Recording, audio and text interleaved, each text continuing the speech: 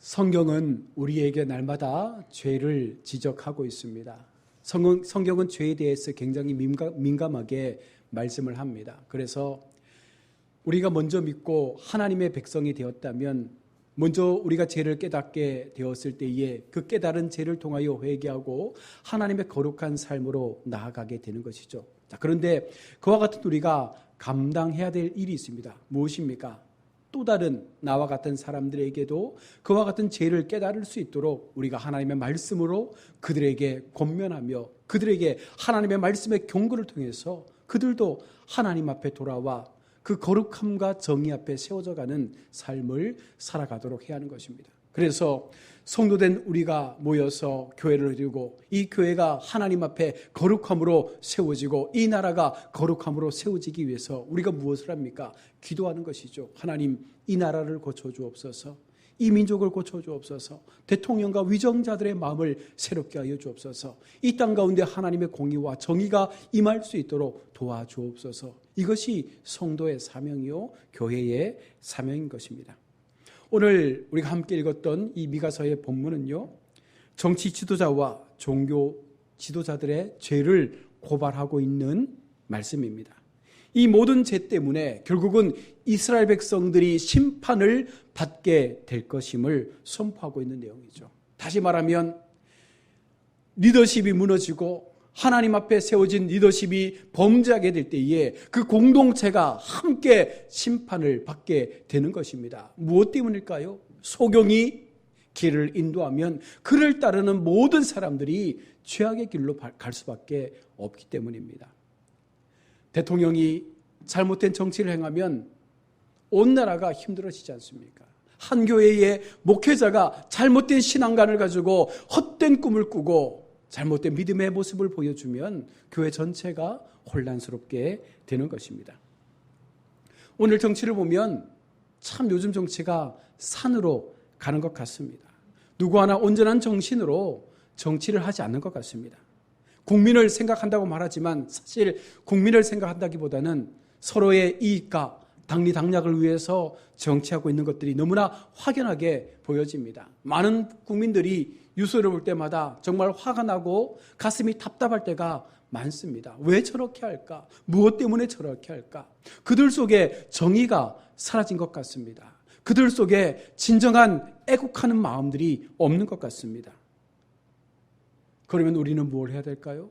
원망하고 원탄하며 그렇게 그냥 우리 마음 가운데 답답한 마음을 이야기해야 될까요? 아닙니다. 성도로서 우리는 그럴 때 더욱더 근신하여 깨어 기도하며 하나님, 저들의 마음을 바꾸시든지 아니면 저 사람들의 자리를 바꾸시든지 하나님의 사람, 거룩한 지도자, 하나님의 공의와 정의를 믿는 사람들을 세우셔서 새로운 판이 짜질 수 있는 그런 나라가 될 수 있도록 도와달라고 기도하든지, 여러분, 우리가 그와 같은 기도의 자리에서 나라를 사랑하는 마음으로 우리는 그 기도의 자리를 지켜야 하는 줄로 믿습니다.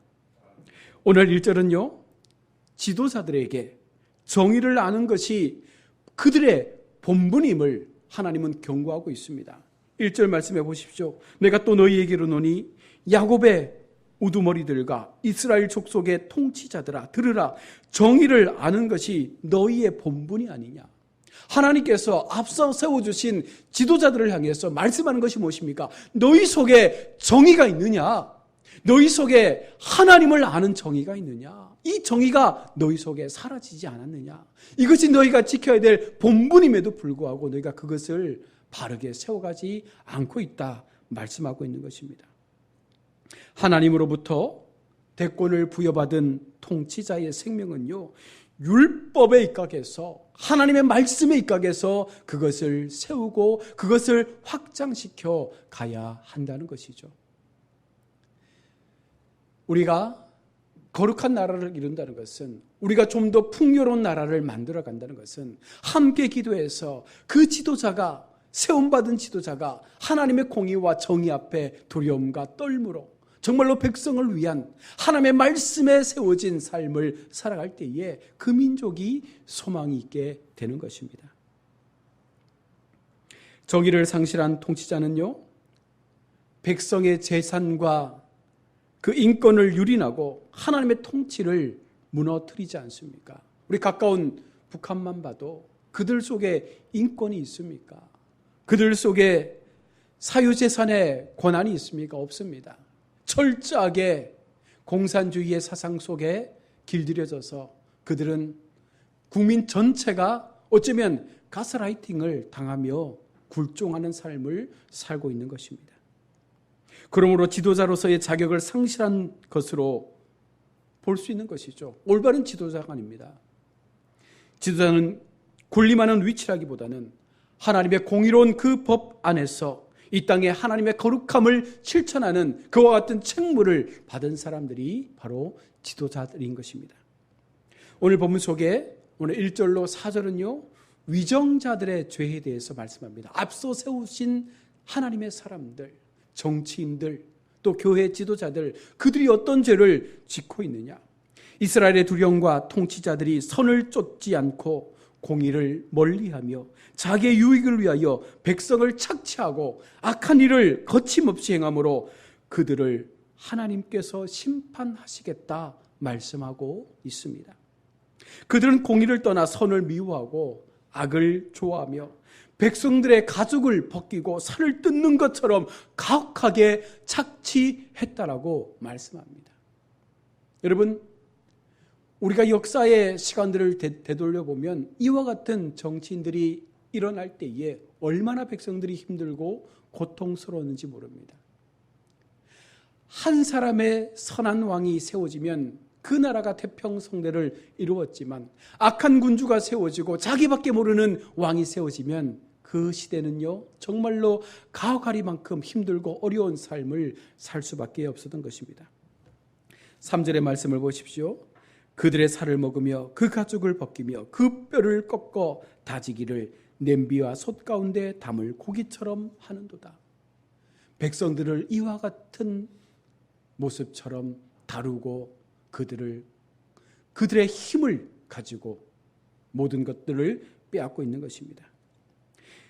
지도자들이 자기의 유익을 보려고 양심을 쓰지 않고 공의로 행하지 않고 백성을 학대하면 반드시 망한다는 것을 오늘 성경은 분명하게 경고해 주고 있습니다. 타인을 구렁텅이로 빠뜨리려고 할 때에 자기부터 구렁텅이에 빠진다는 사실을 분명히 우리는 기억해야 합니다.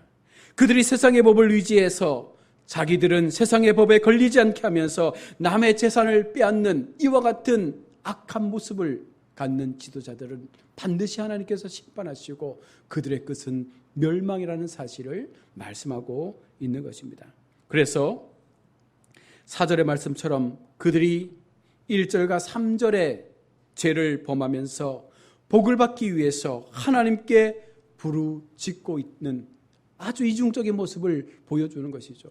하나님 앞에 거룩하지 못합니다. 공의를 알지 못합니다. 하나님의 정의를 실현하지 못합니다. 오히려 백성을 억압하고 착취하며 자신의 유익만을 위한 삶을 살았습니다. 그런데도 4절에서 그때에 그들이 여호와께 부르짖을지라도 그때의 여호와께 그럼에도 그들은 부르짖고 있는 거예요. 지도자라는 이름을 가지고 하나님의 선지자라는 이름을 가지고 그들은요 헛되이 부르짖고 있는 것입니다. 그러나 하나님은요 그런 그들에게 얼굴을 가리우고 응답하지 아니하시고 도리어 그들의 악한 행위대로 갚으시고 멸망시키시겠다 말씀하고 있는 것입니다. 굉장히 무서운 말씀이죠. 그런데 우리가 이 말씀을 들으면서도 어쩌면 우리의 삶이 그러할 수 있다는 것입니다. 우리가 남들보다 조금 더 뛰어나고 남들보다 조금 더 높은 위치에 있고 많은 사람들을 다스리고 그러면서 우리가 그들에게 무언가 행할 수 있는 힘이 생겼을 때에 과연 우리는 어떤 모습으로 그들 가운데 세움을 받고 있는가라는 것입니다. 가정에서 부모로서 또 우리의 기업에서 오너로서 또 학교에서 선생님으로서 저마다의 자리에서 누군가에게 추앙받고 좀 더 높은 자리에 올라 있을 때에 우리는 과연 정의롭게 정직하게 그런 삶을 실천하며 살아가고 있는가? 그렇지 못할 때 하나님은 그런 사람들을 심판하시겠다 말씀합니다. 계속해서 5절과 7절에서 탐욕이 많고 싸우기를 잘하는 선지자들에 대하여 경고하는 말씀입니다. 내 백성을 유혹하는 선지자, 탐욕으로 기울어진 선지자들을 말씀합니다. 그들은 입에 먹을 것을 채워주면 평강을 외치는 거예요. 그 입에 무엇을 채워주지 아니하면 전쟁을 준비하며 이제 곧 재앙이 닥칠 거라 그들을 위협하고 두려움으로 몰아가는 것입니다. 전쟁을 준비한다는 것은 대항하고 책망하고 저주한다라는 뜻입니다. 백성들을 공포로 몰아넣어서 자꾸만 그들이 지도자 앞에 복종하도록 그들의 가진 것들을 바치고 평화의 시대가 올 수 있도록 기도해달라고 그렇게 만들어가는 것입니다. 그들은 물질을 많이 채워주면 복을 빌어주고 먹을 것을 입에 채워주지 않으면 저주하며 공갈하고 위협하고 있는 것입니다. 오늘날 교회 안에도 이와 같은 탐욕주의의 마음을 가진 선지자들이 많습니다. 교인들이 헌금을 많이 바치면 더 많이 축복해주고 더 많이 사랑해주고 더 많이 그를 위하는 척 해줍니다. 그러나 반대로 바치지 않으면 관심도 갖지 않고 그가 누구인지 알려고도 하지 않습니다. 여러분, 그들의 말로는 하나님께 바치라고 하나 사실은 자기들이 탈취하는 그와 같은 삶을 살고 있는 것입니다. 이와 같이 미혹하는 자들은요, 성도의 물질만을 빼앗는데 혈안이 되어서 여러 가지 그럴듯한 명분을 세워서 교인들을 약탈하고 있는 이리와도 같은 사람들입니다. 이런 자들에게 하나님의 심판이 임할 것을 말씀하죠. 그래서 우리가 인생에서 좋은 부모를 만나는 것, 좋은 스승을 만나는 것, 좋은 목회자를 만나는 것이 얼마나 큰 복이요 은혜인지 모르는 것입니다.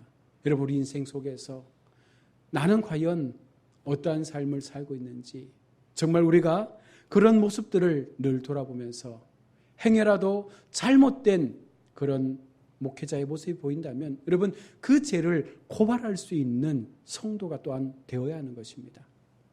하나님 앞에 불의를 행하고 하나님의 정의를 외면하고 오직 자기의 이익만을 위하여 살아가는 목회자가 있다면, 우리가 그것을 보게 된다면 우리는 하나님의 이름으로 그 죄를 고발해야 하는 것입니다. 그것이 우리의 어찌면 또한 사명이죠. 그리고 나서 그가 깨닫든 못 깨닫든 그것은 그의 책임이요 우리의 도리는 해야 하는 것입니다.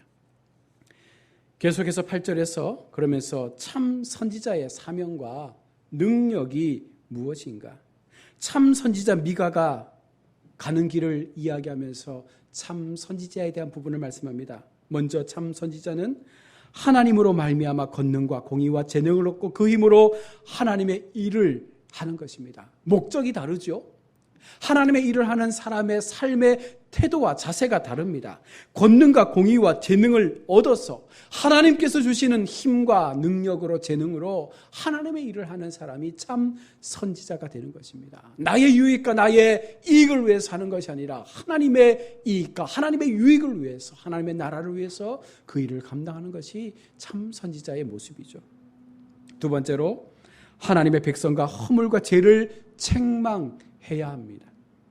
하나님의 공의와 재능으로서 모든 것을 바로 처리하고 또한 죄를 책망하고 죄를 회개시키는 그와 같은 일을 하는 선지자가 참 선지자라 말씀합니다.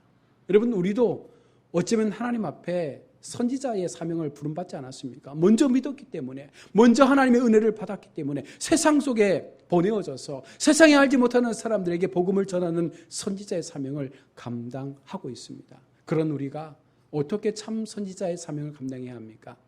바른 공의와 바른 말씀과 바른 진리로 그것을 하나님의 뜻 가운데 실현할 수 있는, 또한 그들 속에 죄가 보여졌을 때 그 죄를 책망하고 그 죄로부터 돌아올 수 있도록 우리가 권면할 수 있는 그와 같은 사명을 우리가 감당해야 하는 것입니다. 여러분, 공의는요 하나님의 말씀입니다. 하나님의 공의는 하나님의 말씀에 나타나 있다는 것을 기억하면서 그 공의가 실현된다는 것은 우리 속에 말씀이 증거되고 우리 속에 말씀이 살아있어야 되고 우리 속에 그 말씀에 합당한 삶을 살아갈 수 있는 그와 같은 모습이 계속해서 일어나야 하는 것입니다. 언제나 하나님의 말씀대로 모든 것을 행하는 자가 참 선지자요 올바른 그리스도인임을 오늘 성경은 말해주고 있습니다. 우리 성도들도 이와 같은 성령으로 행하고 그 능력을 힘입어 행하며 공의와 하나님 주시는 그 재능과 하나님의 말씀대로 모든 것을 지킬 수 있는 그 믿음의 고백들이 일어날 수 있을 때 여러분 그 입술을 통하여 선포되어지는 말씀이 누군가에게는요 하나님의 검과 같은 말씀이 되어져서 그 심령을 쪼개고 그 심령의 죄를 도려낼 수 있는 능력으로 나타날 수 있게 되는 것입니다. 여러분 성도가 갖고 있는 힘이 무엇입니까? 말씀을 가졌다는 거예요. 우리의 삶 가운데 하나님의 공의를 실현할 수 있는 검을 우리가 가지고 그들 가운데 선포하는 것이죠. 하나님의 말씀은 검입니다. 우리가 세상 사람들에게 복음을 전할 때에 그 입술을 통하여 하나님의 말씀을 전하면 그 말씀의 검이 그들의 심령을 반드시 새롭게 만들어 갈 것입니다. 계속해서 9절로 12절에서 지도자들의 잘못 때문에 시온이 항폐해짐을 경고하고 있습니다. 이스라엘의 통치자들과 두령들이 공의를 떠나고 정직한 것을 굽게 하며 시온을 피로 예루살렘을 죄악으로 건설한 것을 하나님께서 책망하고 있습니다. 아름다운 것들을 건설한 것처럼 보여지지만 그 속에 그 세워지는 가정 속에 하나님의 방법이 아니라 오직 그들의 욕심과 그들의 삶의 모습대로 세워진 예루살렘은 반드시 망하게 될 것입니다. 하나님은 공의와 정직한 것을 기뻐하시기 때문에 불의로 세워진 것들에 대하여서는 기뻐하지 않는 것입니다. 아무리 화려한 성전이라 할지라도 아무리 많은 사람들이 모여서 하나님 앞에 열광하며 하나님을 부르짖는다 할지라도 그것이 불의로 세워진 것이면 결코 올바른 것이 아닙니다. 시온을 피로 건설했다는 것은요 남을 죽이고 그 남의 것을 착취하여 건설한 것을 말합니다. 예루살렘을 죄악으로 건축했다는 것은 통치자들과 두령들이 공의를 굽히고 부정한 일을 통하여 이것을 건축했음을 말하고 있는 것입니다. 이런 일을 행하는 자들에게 하나님이 진노하는 거예요. 여러분 이 땅에 수많은 교회가 세워집니다.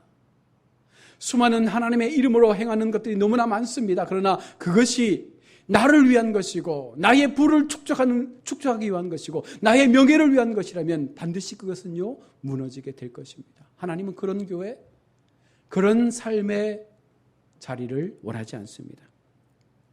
또한 11절에서 제사장은 삭슬 위하여 교훈하며 제사장은 희생정신으로 하나님의 말씀에 그 삶을 살아가는 것이 옳은가를 말하고 있습니다. 제사장들이 그저 내게 얻어지는 것들을 위하여 백성들에게 올바른 것들을 나누지 못하는 그와 같은 삶이 과연 제사장의 삶으로 합당한 것인가? 제사장은요 하나님 앞에 마땅히 바른 제사를 드려야 하는 것인데 그들이 삭슬을 위하여 교훈했기 때문에 죄를 책망하지 못하고 바른 교훈을 하지 못하는 거예요. 받은 것이 있으니까 그 백성들로부터 내가 누린 것이 있으니까 올바른 하나님의 말씀에 대한 진리가 선포되지 못하고 그들의 잘못에 대하여 책망하지 못하는 그런 모습으로 계속해서 남게 되는 것입니다. 돈에 매수된 제사장을 어떻게 하나님께서 쓰실 수 있겠으며 그런 제사장들의 그 말씀에서 나오는 그 하나님의 말씀들이 얼마나 큰 힘이 있겠습니까? 선지자는 돈을 위하여 점을 치면서 선지자는 하나님을 대표하는 종으로서 사람이 든든하지 아니하든 듣든지 아니 듣든지 하나님의 말씀을 전해야 하는 사명임에도 불구하고 그들은요 돈을 받는 것에 혈안이 되어져서 돈을 가지고 점치고 돈을 가지고 미래를 말씀해주고 이런 부정적인 모습들을 하나님 앞에 보여주고 있는 것입니다. 그들이 이렇게 부정과 물질주의에 깊이 빠져 있으면서도 오히려 여호와를 의뢰하기를 여호와께서 우리 중에 계시지 아니하냐 이렇게 말씀하며 재앙이 우리에게 이르지 아니하리라고 그들 가운데 거짓 평안을 전하고 있는 것입니다. 이것이 타락된 종교 지도자들의 모습인 것이죠. 그들은 공법과 신앙적 양심과 영적 생명에서 멀리 떨어져 있으면서 의식적으로는 하나님을 섬기는 모습처럼 그렇게 백성들의 마음을 미혹시키고 자기들에게 무언가를 드리고 섬기지 않으면 반드시 너희들 삶 가운데 재앙이 임할 것임을 그렇게 말하고 있습니다. 그래서 백성들은 그 복을 받기 위해서 계속해서 드리는 거죠. 계속해서 바치는 거죠. 얼마나 어리석은 것입니까? 12절입니다. 그러므로 하나님의 징벌이 그들에게 임하여 온 시온 즉 예루살렘은 밭같이 황무해지고 또한 돌무더기가 되고 성전은 황폐하여 그 자리에 풀이 나서 높이 자랄 것이다 라고 말합니다. 그들의 결국은 이렇게 될 것이다 라고 하나님은 심판의 결국을 말씀하고 있습니다. 이는 타락된 교회는 영적으로 황무해지고 생명이 없는 집단이 되어진다는 것입니다. 교회라는 이름을 가지고 모여있지만 하나님의 거룩함 가운데 세워진 공동체라 말하며 모여있지만 그 속에는 생명이 없는, 계속해서 죽어가고 있는 그와 같은 교회라고 말하고 있는 것입니다. 성전에 사는 수풀의 높은 곳과 같이 되리라. 교회가 육체의 소욕을 길러 나가는 교회가 된다는 것입니다. 하나님의 마음을 품는 사람들을 만들어가는 것이 아니라 하나님의 정의를 실현하는 성도들을 세워가는 것이 아니라 육체의 소욕만을 위해서 모인 성도들의 집단으로 만들어져 간다는 것입니다. 풀은요, 성경에서 육체를 가리킵니다. 베드로전서 1장 24절에 그러므로 모든 육체는 풀과 같이 되고 모든 영광이 풀의 꽃과 같이 되리니 풀은 마르고 꽃은 떨어집니다. 오직 하나님의 말씀만이 살아남아서 우리 가운데 이 말씀만이 정의가 될 것임을 선포하고 있는 것입니다. 우리 모두 정신 차려서 여러분 정의로운 나라, 정의로운 교회, 정의로운 가정, 정의로운 리더십들이 세워질 수 있도록 하기 위해서 먼저 우리가 하나님 앞에 근신하여 깨어 바른 공의와 정의의 삶을 살아갈 수 있는 우리 속에 거룩함과 정직함이 세워져 갈 수 있어야 한다는 것이죠. 그런 성도가 기도할 때에, 그런 성도가 하나님 앞에 나라를 위하여, 교회를 위하여, 가정을 위하여 간구할 때에 하나님은 그들의 간구를 들으시고 그 땅 속에 하나님의 정의를 실현해 간다는 것입니다. 하나님께서 왕을 세우시지 않습니까? 지금 이 땅에 세워진 대통령도 어쩌면 하나님께서 세우신 사람입니다.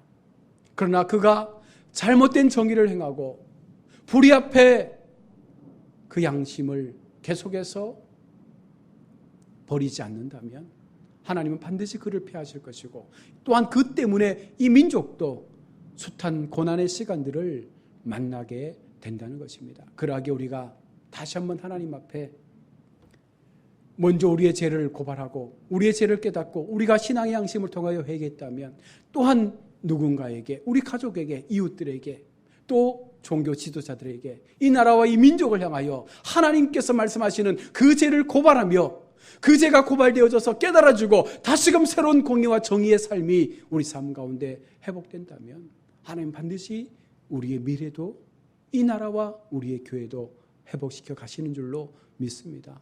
방법은 하나입니다. 죄가 깨달아져야 되는 것입니다.